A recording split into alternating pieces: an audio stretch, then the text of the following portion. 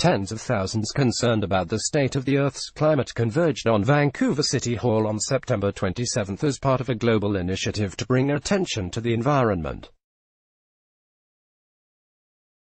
The throngs of people marched across the Cambie Bridge and into downtown Vancouver. Jason Payne, PNG. In Vancouver, a mass of people large enough to fill all three major sports arenas met at City Hall. A climate strike organized by Metro Vancouver youth grew into the largest protest B.C. has seen in 35 years. Police said an estimated 100,000 people joined the global climate strike Vancouver on Friday, which was part of the action inspired by teen climate crusader Greta Thunberg's Fridays for Future movement. Thunberg attended the strike in Montreal, which officials estimated drew 315,000. In Vancouver, a mass of people large enough to fill all three major sports arenas met at City Hall, where they called for government to act on climate change, before marching across the Cambie Bridge for a second rally outside the Vancouver Public Library. Many were young people who want leaders to develop a plan to reduce carbon dioxide emissions to zero by 2050. Millions of protesters also marched in countries such as New Zealand, Australia, India and Italy, and smaller events were held in communities across BC, including Surrey, New Westminster and Victoria. The Vancouver strikers brought provocative signs and joined in chants of "We want change. Climate action now," and "You die of old age, we die of climate change." Chief Adam Palmer of the Vancouver Police said in a tweet that the crowd was peaceful and thoughtful. Organizers had expected 15,000 people to participate. Instead, they held the largest protest since the Walk for Peace of 1984, when 115,000 marched across the Burrard Street Bridge in support of nuclear disarmament. The Vancouver and Surrey school districts, the largest in BC, let students miss classes to participate. Many BC businesses, including Lush Cosmetics and Mansion Equipment Co-op, shut down for the day to take part in the strike.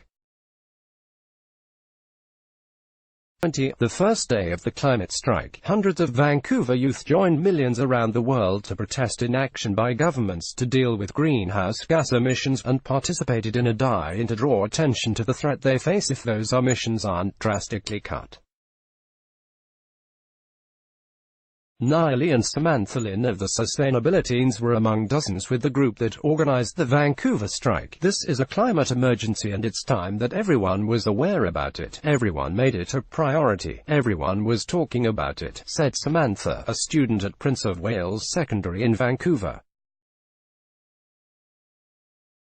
"We need action now, and this is just calling on the government to do so." Nia, 16, a student at Sir Winston Churchill Secondary in Vancouver, views her generation as a catalyst for a bigger change. She said,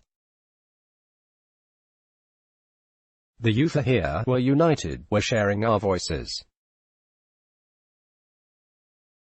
But the reality is that without adults backing us up, we can't solve the climate crisis." Holding signs in Vancouver on Friday that read, "Rise up before the ocean does," and "The planet is hotter than my boyfriend," were Nicola Toma, 13, and Aaron Albindia, 12.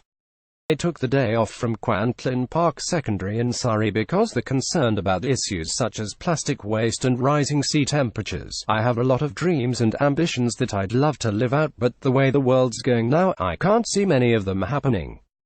Nicola said, "That's definitely a big bummer, so I think we should say something." Alison Dubby, 16, attended the rally with 3 friends from Delta Secondary. "I have a younger little brother and I don't want him to grow up in a world that's not as nice and not this," Alison said. "This is a good world and that's why I think we should do things to preserve it." Audrey Siegel of the Musqueam First Nation made opening remarks on the steps of City Hall, thanking organizers and slamming Liberal leader Justin Trudeau and former Prime Minister Stephen Harper for their records on the environment.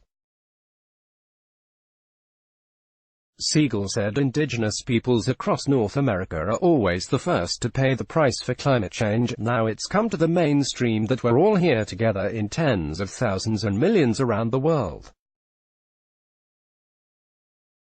To me it demonstrates that if more people stood up earlier, not only would more of our people be here, but your future wouldn't have been stolen," Siegel said. Meanwhile, there were 2 climate change resolutions passed at the Union of B.C.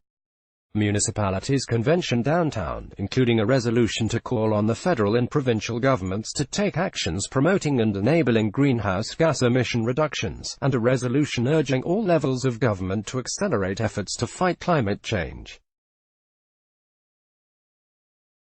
Premier John Horgan didn't participate in the climate strike but met with youth activists last week. "I continue to engage with people all the time on these issues.